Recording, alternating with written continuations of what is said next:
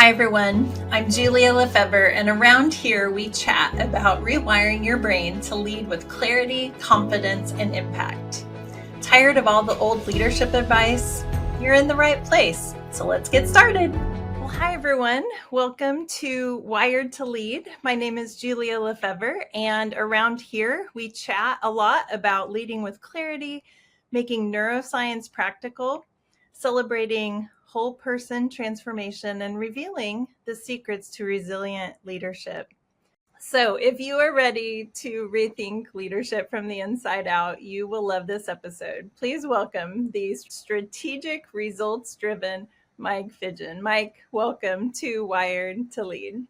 Yeah, thank you for having me, Julia. Absolutely. We've already had kind of a tumultuous morning where we're this is real life in this place, and it's not always perfect. And I imagine that your leadership journey has not always been a straight shot as well. So tell us a little bit about Mike and your leadership journey.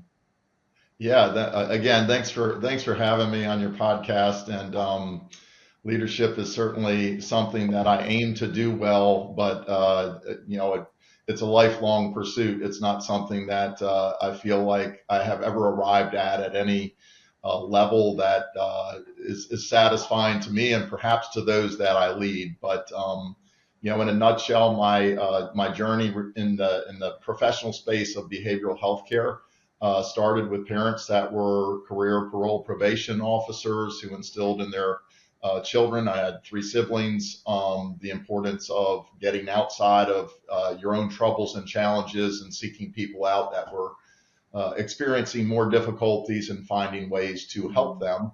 And in that, developing your own purpose, your own skill set, your own ability to look outside of yourself and find the tools and the resources that really make a contribution, right, to the world, to people in the world. So that's really kind of the impetus behind the chosen behavioral health. I also have an athletic background and played recreational sports, high school sports, college sports, and still at an age that many probably think is too old for competitive and contact team sports. I still do that, almost approaching 60, and that keeps me sharp because it's something that's been familiar to me, and it's kind of the lens which I've experienced life and which I tend to look through the world, or at least make comparative analogies and draw understanding from experiences that I think are applicable to the workplace and community. That's really interesting. I think I'm seeing in the background that you are a Blue Devil. Yeah, very proud Blue Devil, overachiever in that regard. Great school, great experience, great timing, and so go Duke. Yeah. Well, we're KU fans, so I feel like we're constantly battling it out. But someday it's our goal. My husband and I played basketball in college, not at KU, but in our college experience, but have always been KU fans. And so someday we're going to make it there to watch a game. And if we could watch KU and Duke, that would be really awesome. So I shouldn't bring up Christian Laettner, is what you're saying. You know what? As basketball fans, it's hard not to appreciate what he did. I agree. If you played sports, you probably understand better than most spectators of sports the camaraderie that exists across teams and across a sport like basketball, especially at a college level, regardless of division, that you just have respect for people that are talented and teams that rise to big occasions. Yeah, it really is. It's neat to be able to watch because, the team with the best talent doesn't always win. I think Duke proves that again and again and again most years. They just did it last year with the best, probably five, albeit young guys on the field, and they couldn't make the big game count. Yeah.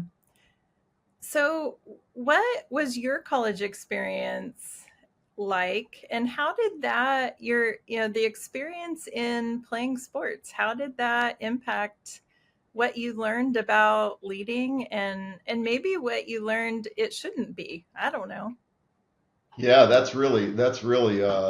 think a pithy and insightful question, right? I think sometimes leadership is knowing and learning what not to do, right? And sometimes we learn that from bad leadership experiences. I had a Yeah. coach that, that style didn't work for me and a lot of my teammates, or it did, right? It really, they knew how to really inspire the whole collective, but they also knew how to motivate individual players based on the, the makeup in their fabric, right? Which wasn't everybody. So, again, as I said in some of my opening comments, the ability to apply those experiences, to leadership, I think of like grit, tenacity.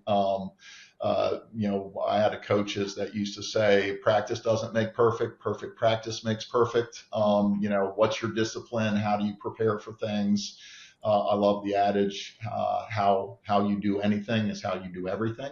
Mm. And I believe in that very strongly. And I'm very condemned by that point all the time, because there are a lot of things I do by habit in life that are very sloppy, that are very undisciplined, that are very thinking, talking before I think, et cetera, that are a constant struggle for me. And I want to get that, anything that applies to everything out of my life. And it's a lifelong battle.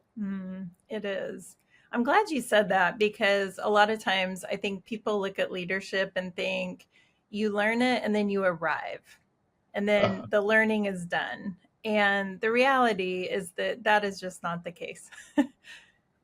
It's so I think of it. I'm kind of old school, right? I'll be entering my sixth decade next year, and I just I think that leadership has, over the course of my career, been very, in my experience, over romanticized by people that aspire to that role.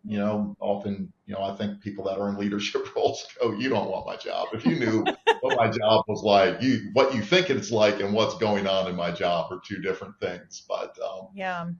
so I think that's a challenge, is you never really arrive. If you're a good leader, you're constantly being taught lessons within the activities of your work that establish that portfolio of work, which I'm a strong believer that the things that we've learned to do best have come from very painful losses and experiences where we haven't done it right, and we've gotten second, third, fourth chances to improve on it. Absolutely. You said, that leaders were continually taught lessons.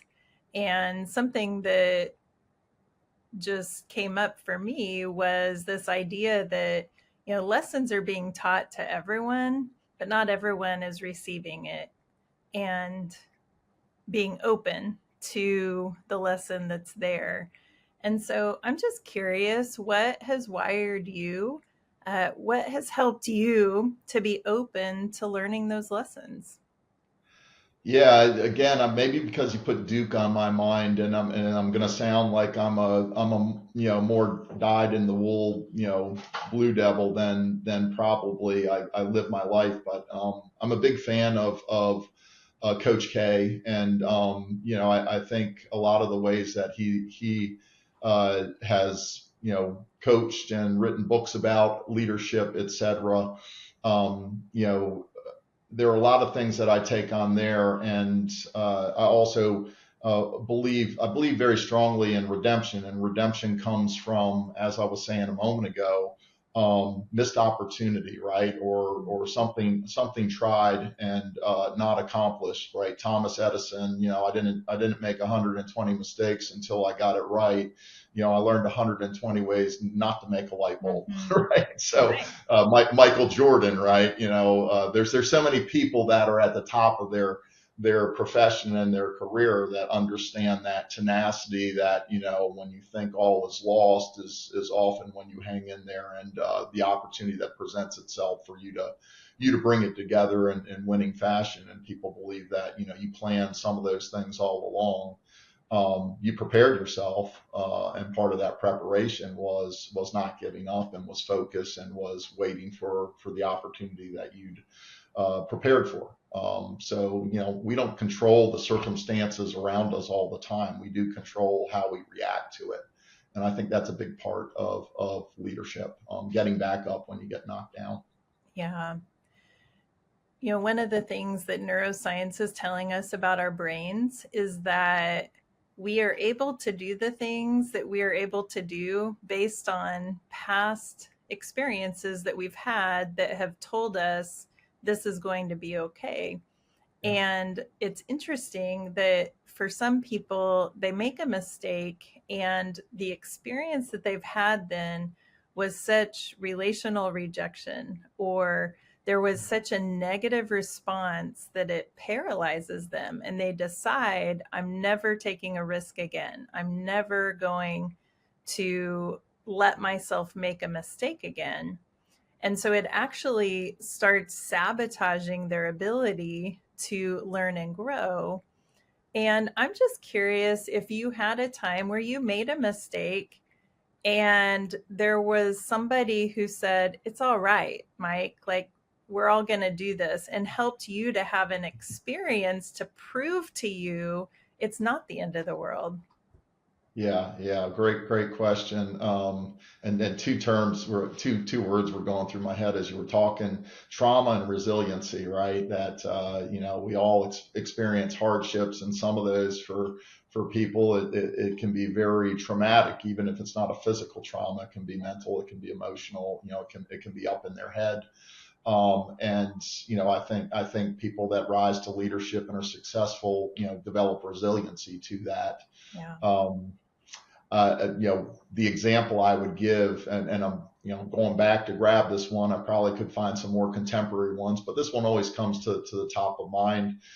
Years ago, among the state operations that I oversaw was a business in North Carolina, and the state had introduced a new payer, and that payer got behind on being able to keep up with paying providers because they weren't prepared. The state hadn't prepared them for the volume that they were going to take on in claim submissions and other things. And long story short, and hopefully a little less boring, the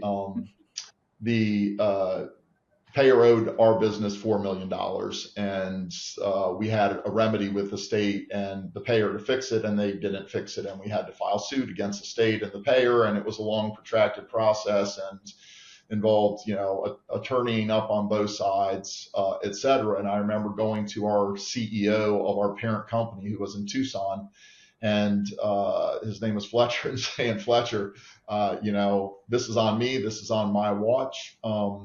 $4 million issue. Understand if we can't get this money in here, and we're spending money on attorneys, I'd entirely understand. If you want to release me from employment, just fire me outright. And he said, Mike, why would I fire you at this point? He said, we're owed $4 million.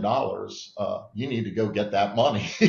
And if you don't get it, you need to make it up in the next few years. So, he had the right mindset. Like, stuff happens. This is part of the environment we're operating in. There's, as I said earlier, external challenges that are outside of your control, and things within your control. How you react and what you do in pursuing solutions is why they hire strong leaders, right? Yeah. I've often said that the easy decisions, I used to say the easy decisions my 13-year-old could make.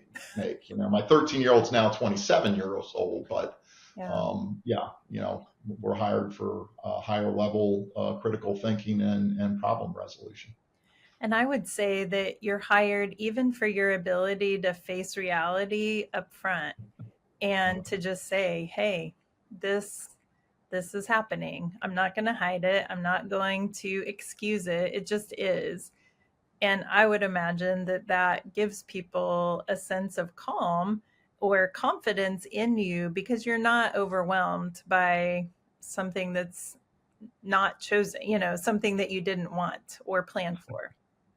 Yeah, you're making me. I'm thinking of my dad growing up, and this is probably, when I was a young adult and had moved through a lot of observations of my dad as a professional, and and as a father giving guidance and trying to impart wisdom to his children. In this case, his oldest son, and you know, at different times I speak a lot. I talk to think, and he used to say, why would I go to the movie, or it'd be easier to go to the movie and get the information just by sitting and watching the whole movie than have you describe it to me in longer than it takes to watch a movie. And I said, yeah, but there's so much body to what the movie doesn't, you'd miss if you weren't watching it. So he at one time had said to me, Mike, you don't need to be that honest. Mm.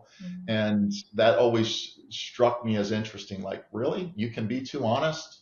Can you be too generous? Can you be too honest? And I think his point was you don't need to disclose everything so that you get all your honesty out there, on every subject, every time you talk. And so, okay, I can dial that back and still be honest. Yeah, that's funny.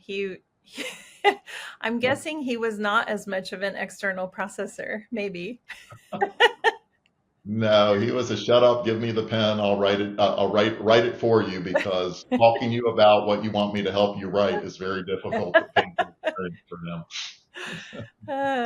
Well, I'm happy to hear that. I have often realized that I have way too many words for most people.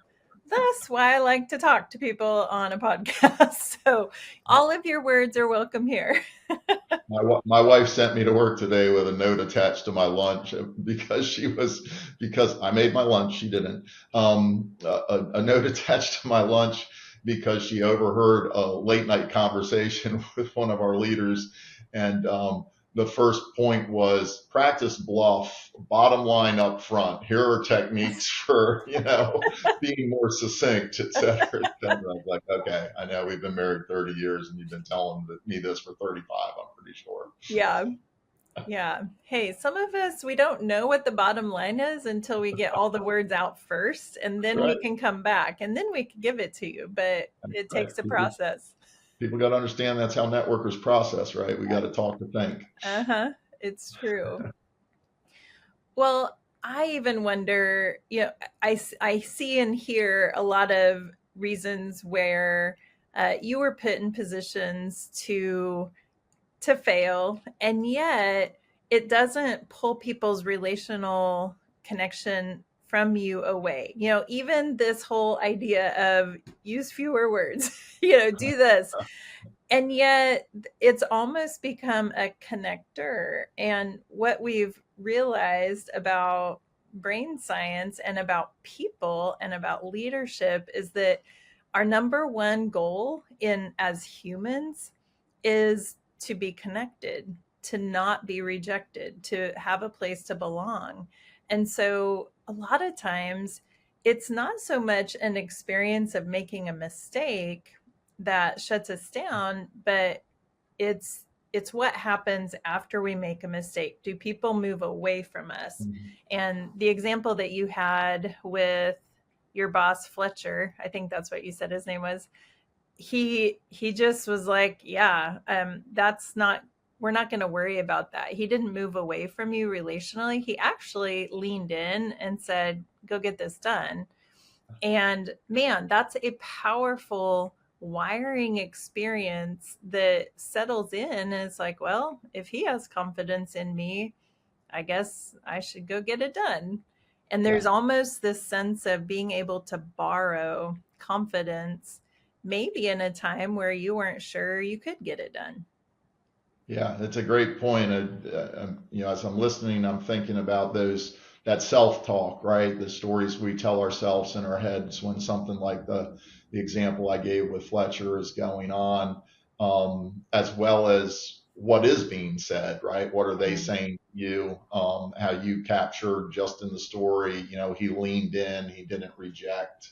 Those are all things that, I've had leaders that have done that with intention. The leader that I had after Fletcher was, I referred to him as a modern day Forrest Gump because he just had a very storied life, had been appointment secretary to Vice President Gerald Ford, and then was his cabinet secretary as when Ford became the president, and then was involved in big businesses and working with global CEOs.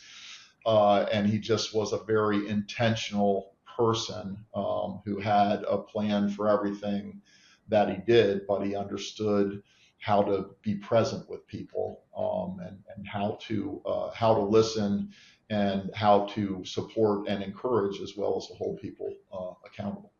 Yeah, it's one of those counterintuitive things in leadership, I think, that we feel like we need to be pushing and striving and teaching and pulling people along, and yet the most powerful leadership step you can take is to connect relationally. And here's why. So I'm going to pull in my little brain model. The smartest part of your brain is up here, and you're in the behavioral health arena, so this is hopefully familiar to you, but the smartest part of our brain is up here, and yet our brain works from the bottom up. And so our brain is first asking, am I safe? Am I in a life or death situation? And most of us, if we're at work, we're not in a life or death situation. And so then the brain starts to move up to our subconscious, the limbic system, which is asking, am I relationally safe? Am I connected? Do I belong? Am I accepted? And if there's an open question here, that takes all the energy so that we never get to the smart part of our brain. And so for leaders to be able to answer this question, I'm here, I believe in you, I want you, that then opens the gates to the smartest part of people's brains. It's the number one leadership hack to be able to help your people work at their highest capacity, is to take care of them relationally. And yet that's something that feels so counter to what most of us learned in all of our leadership stuff. And yet I think you've learned it, and I feel like I learned it too growing up playing sports. Yeah. You just feel that. You learn it just experientially because the coach is there to lead you, but it's all for your good. And some styles work, some styles don't. But ultimately, the ones that have the most impact are the ones who answer this question for people: that do I belong? Do I matter? Regardless of my performance, in a sense. Yeah, it's fantastic.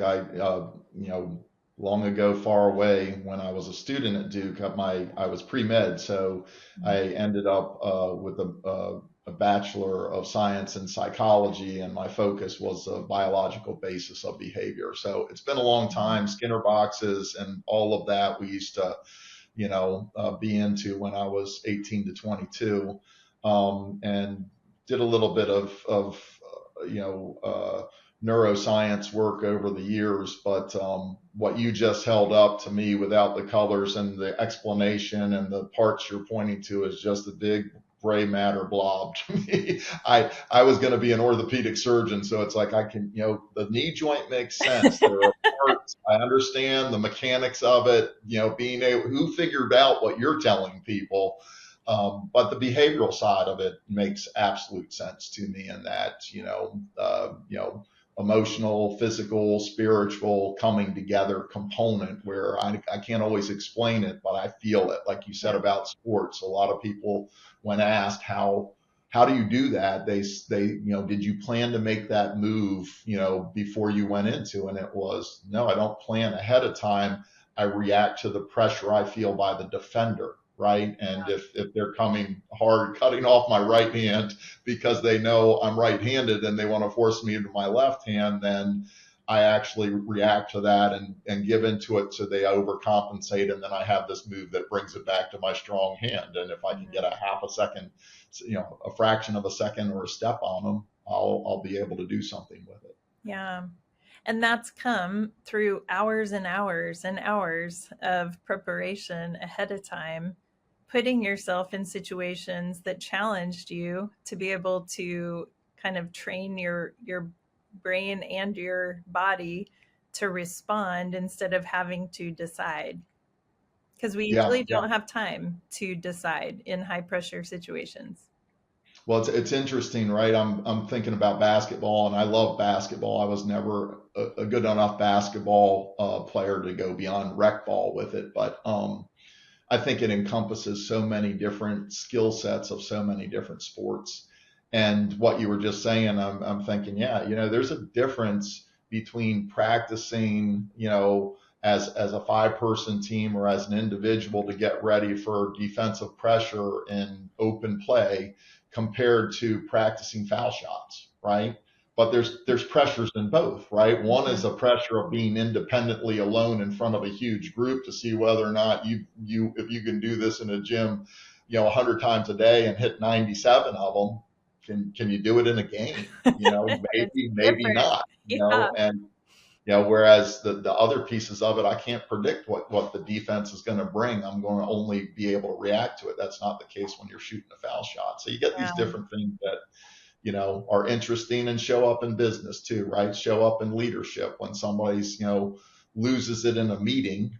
It may be, I didn't plan on doing that. I had an emotional reaction to what I heard people opposite me saying, and I couldn't agree less with them. And I might have been too expressive in the way that I responded. Yeah. And what we're learning is that those, so many times people's unanticipated responses are what then triggers someone else's unanticipated response, and teams and meetings can get derailed really quickly. And we all have coping strategies to kind of bring it down again. And what the science is telling us now is that you can start working on that proactively, the same way that you build your skills in lacrosse or basketball or whatever. And that's the game changing piece of neuroscience, is that we don't have to just be victims to our past experiences. We can literally rewrite the experiences that we've had that cause those types of responses. Yeah. I don't, because this is a podcast and most podcasts are associated with some form of social media these days, be it LinkedIn or Facebook. You and I and everybody else knows the biggest story out there in leadership is the Coldplay concert, right? And Yeah. not to disparage further a situation for a leader that I'm sure they and their family and other families are suffering through because of the attention. But as you're talking, I'm thinking, yeah, just think about the reaction was one of, oh, I'm caught doing something wrong, or I could be caught, right? That was an instantaneous, I got to Yeah. get off this camera. But what there was control over was the response, right? How they handled, what am I going to say publicly? Now. What am I going to Yeah. say privately to people? And how do I bring those two messages together? And I think that's where the challenge of that person in that situation as leadership is worthy of discussion. It's kind of like, I think you had it when you're vulnerable. I don't know that when you went to start to blame others for, the circumstances that brought you into that situation that you need to own, Yeah. are worthy of blaming the band or blaming cameras or blaming whatever. Yeah. Well, it kind of circles back to being able to speak directly to the reality of a situation without Yeah. hiding. And the more people can learn and can proactively grow their capacity to do so, the better they're going to be able to react in a way that they can be proud of, regardless of the origin, or respond in a way they can be proud of, regardless of the original reaction.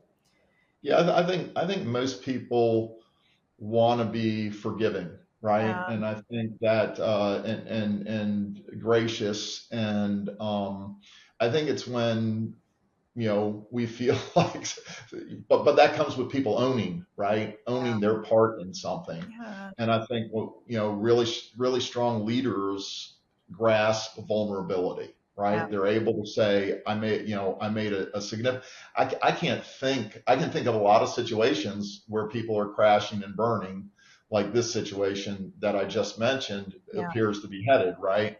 But I can think of other situations that were equally, if not more, bad optically and otherwise, that people came out and said, I embarrassed myself, I embarrassed my family, I didn't live up to my values, Mhm. I'm asking forgiveness, for the people that care about me and the people that have been brought into this, innocently, Yeah. and left it at that, right? Those situations tend to not have the news cycle because somebody didn't go further and go, but, Yeah.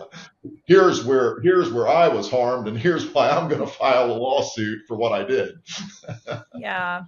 And all That's, of that goes back to their past experiences. yeah, right. If they have owned their stuff in the past and haven't received relational connection, then Yeah, they're going to be less likely to do so now. And what is needed is that you don't have to be a victim to those past experiences. You can keep putting yourself in a position to rewrite that story.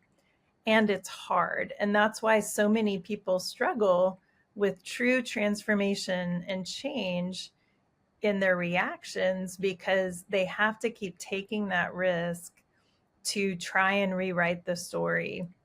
While they're also, one of the things that we talk about a lot at Brave Restoration is building our capacity for connection, to have those relational connections that can anchor us in the storm, but also to grow our capacity for definition, which means that even if the whole world is refusing to forgive me, it's not the whole world, because I have this group of trusted people who are okay with me, and they have given me the experiences that have helped me to rewrite so that I can be okay with people rejecting me.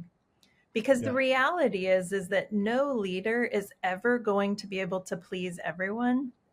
Nobody can make everyone happy. And so we've got to start increasing our capacity to be defined in who we are and separate from needing approval from the world. And this is something I really had to work hard at, because I was a people pleaser. yeah, My experiences had wired me to yeah, need people to affirm me, to need people to be okay with me. And it ended up causing some pretty profound anxiety in my own life. yeah, And instead of simply treating the anxiety, I was able to get to the root issues in this part of my brain and start rewiring so that I wasn't so dependent on other people for my own well being. And that's what I hope for everybody out there who feels that need to defend or justify or hide, that there's probably a good chance that they haven't worked on defining who they are and what their value is, and then connecting to people who are okay with that, yeah, broken or not. Because the reality, I think you're right. Most people want to forgive. yeah. Uh, but at the end of the day, when people are so defensive or hiding, it's just really hard to engage in that exchange. Yeah, I'm thinking about some of the things that you're saying and some of the things that I said in response to questions early on. I used my dad and mom as an example, and my dad's my dad, and but the reality is he's my stepdad. He adopted me, and so as you're talking, I'm thinking about just one of the things that I had to come to grips with and overcome were issues of abandonment from my biological father, which are the things that drove me into sports. Sports became a coping mechanism, right? The things I didn't understand, I connected with people because and I played, football and lacrosse were my two favorite sports. I did some basketball and some baseball, but didn't stay with those things. And, I was a very physical player. So, I discovered that I got applauded. If I laid somebody out playing football or lacrosse, you got cheered. And that was a place where I could get things out as a kid and through, youth sports and high school sports and even in college sports. And I reconnected with my biological father when I was 27 and, was able to understand that story better than the one that I told myself, because my parents didn't really fill in the blanks. They didn't really talk a lot about my biological father. So I had to learn that a lot of my behaviors came from that disconnection and feeling abandoned in that situations that, triggered that for me, or what's the word that somebody used? Activated, right? Let's not say Yeah. triggered, let's say activated that response from me. This is where it's coming from. And, you don't need to take on, what you're hearing and connect it back to your childhood, right? The more you can disconnect, occurrences in life from this is the same as that, understanding it's not, the more effectively you'll be able to manage with the situation in front of you without overreacting. Yeah. Thanks for sharing that. And I think the problem is that so many people don't acknowledge the pain of, in your situation, this sense of abandonment. And so our brains hold that in here. And it will, even something that happens today, if that's not addressed, then it will activate that same response. And so you mentioned being able to disconnect the two, disconnect today from back then. And what people don't realize is that the way to disconnect it is to go back and meet the needs that you had back here that caused that wound, that trigger, that pain, to have a place to be able to grieve the loss of someone who is supposed to be there, to maybe even be angry. And when we attend to what our brain is feeling, then it doesn't need to feel it anymore. Then it heals. And it's in the process of doing that, especially with another person, the research is showing that our process of grief and recovery is exponentially faster. It cuts it in half when we do it in the context of connection with someone else. So, in other words, when I can share my grief from the past with someone, when they can be with me, be present with me without fixing it, then it resolves it. Your brain then says, oh, even though I have this pain, I'm still connected relationally. And then it allows it, and it literally rewrites the neural network to have a different experiential memory of that event. So the event, this abandonment that caused so much pain, because you faced it and then were able to get more information, and I hope able to express some of the hard about it, then it doesn't change our cognitive memory of dad wasn't there, but it does change what it feels like. It changes the experiential memory. And so now you have a stronger capacity for dealing with today because you attended to that past relational wound. Yeah, right. So, Mike, this conversation did not go at all where I thought it would, but I do want to just give you a chance to talk a little bit. I introduced you as someone who has grown businesses and had a lot of scaling experience, and that now you've transitioned into a different role over the past 5 years with a single entity working maybe in a little bit more compact space. but just help us understand how your experience in one type of leadership has translated into a very different type of leadership. Yeah, it's a really loaded question in some ways, and in other ways not that big. But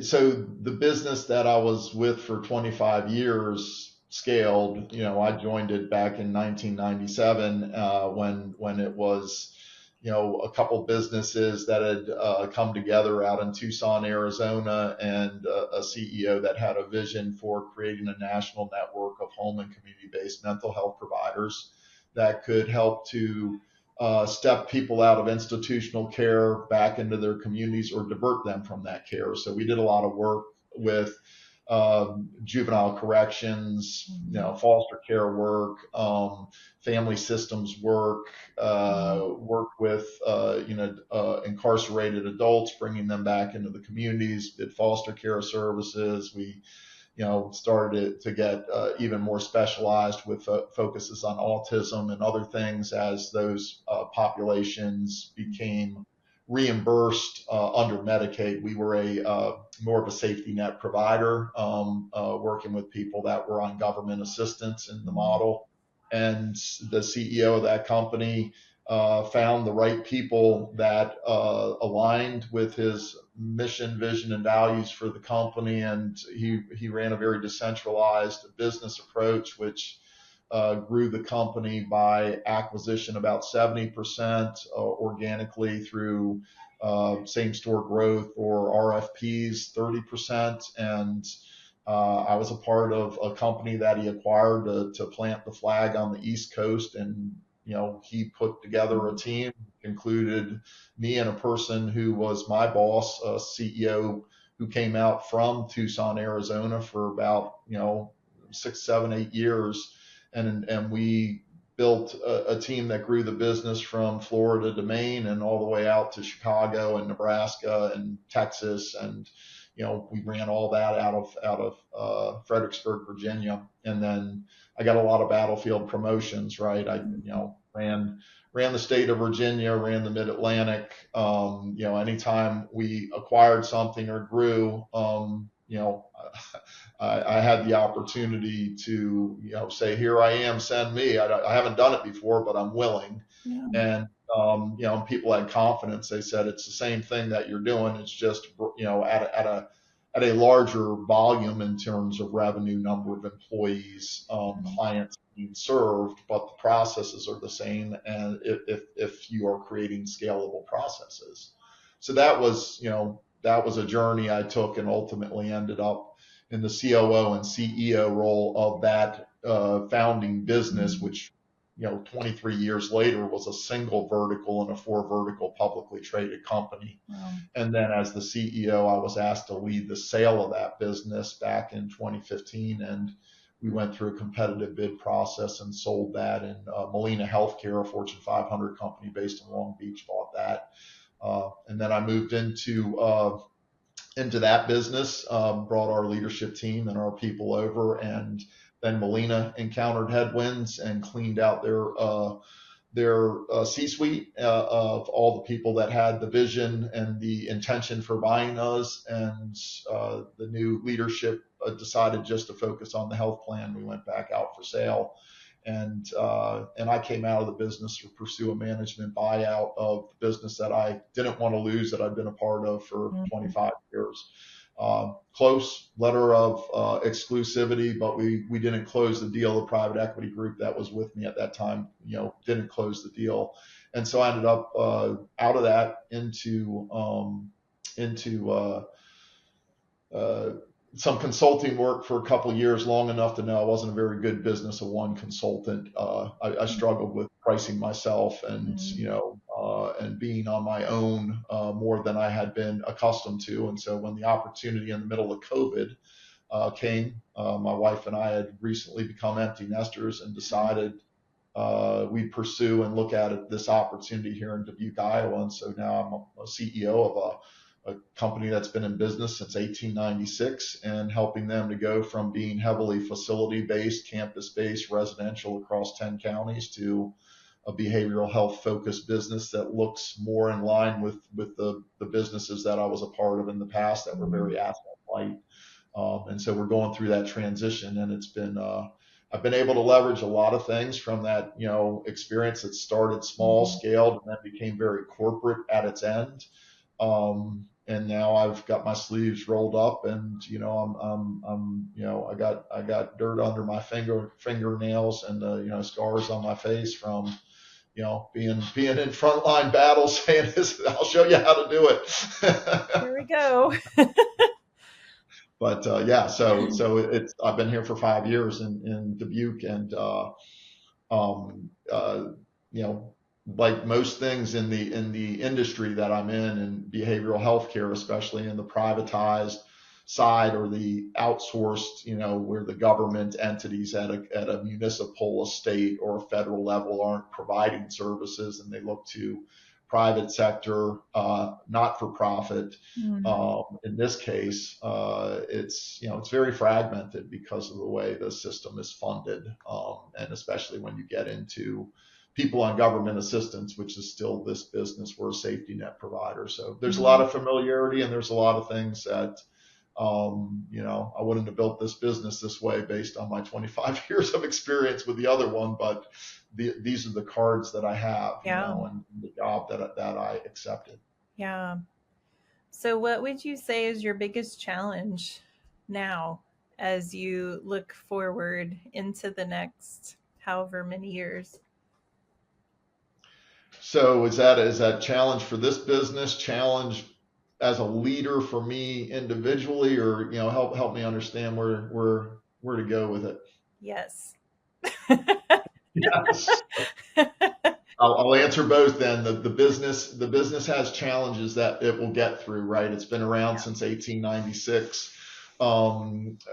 We've done some really good things in the 5 years that we've been working together on it, and we've made some missteps. But as a prior boss used to use the phrase that I've always gravitated toward: breakdowns lead to breakthroughs. And I think we've learned a lot about ourselves through circumstances that were within our control, and through circumstances that were not within our control that we didn't handle well. And we've had opportunities to improve on, and we're improving on them. So I think the business is well poised to make that pivot away from its historic and legacy roots and programs, et cetera. There's no more orphanages, right? There's very few.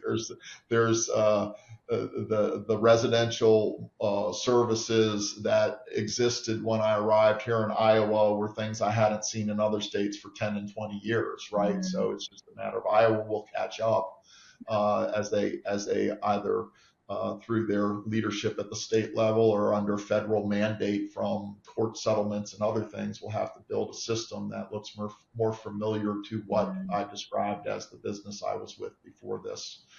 So a lot of upside, I think, ahead, but it's required changing the business and kind of skinnying it down to focus on where the state is headed, and therefore what they're going to fund. And then personally, as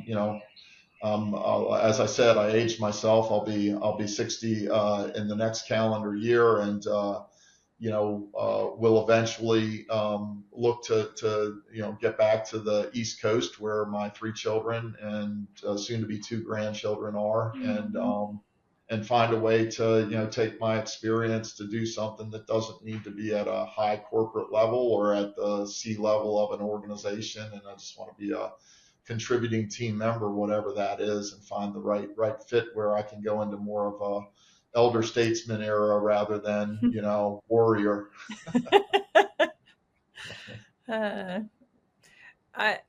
It's interesting that you still play contact sports, and maybe that's just what you're made for. I don't know. Well, the contact isn't as brutal as it is for watching the young guys in these professional leagues and in college. But when you're, when you're in your 50s and 60s and you're still doing it. And even though they modify the rules, kind of one step hit, Yeah. you got somebody that weighs, 250, 275 standing 6'4", 6'5" over you that's, trying to impress their new girlfriend or something on the sideline. There are times where you go, why am I Why still am I doing doing this? uh, because at the end of the day, there's still joy in being able there to is. do it. And yeah, and I think I call it a second lease on my youth, right? yes. It's like I've years wise, I think I started playing lacrosse as an alternative to baseball when I was 7, and then I played all through college. So do the math on that to 22. That's 15 years, and then I played 3 years of club lacrosse, out of college until I blew my knee out. And then I hung my cleats up, and I didn't know that there was such a thing as adult league lacrosse until somebody recruited me at 45. I thought they were out of their mind. I thought they were asking me to come help coach, but they were asking me to come play. Play. And I got introduced to the world of tournament adult lacrosse, which happens pretty much all year round. You could play a tournament in Florida in January. You could play a spring tournament somewhere else on the East Coast. I go to Vail with the United States Naval Academy alumni in Colorado. And in June, I bring an alumni team to Lake Placid at the end of this month. I've been doing that for 10 years, and there's tournaments in Vegas and Hawaii and overseas in Israel, et cetera. So Wow. I don't do all that. I probably play 3 tournaments a year, and we put ourselves through things we never did when we were 22. We play 4 games in less than 3 days, and it's insane. But the joy of it is just it brings you back to youth league, high school. You see friends that you haven't seen forever, and you reconnect with people that you do stay in touch with. So it's something we all look forward to. Absolutely. Well, I love that you kind of accentuated with it brings us back to each other, Yeah. and really that's what fuels a good life. It really is. And so, thank you, Mike, for connecting with me today on Wired to Lead and just sharing your story and your insights. We really Yeah, appreciate it. thank you for having me. It's been a fun discussion. I didn't know what we were going to talk about, and I'm glad we talked about everything we touched on. Awesome. All right. Well, best of luck to you as you move forward into those challenges. And everyone else, I will see you next time.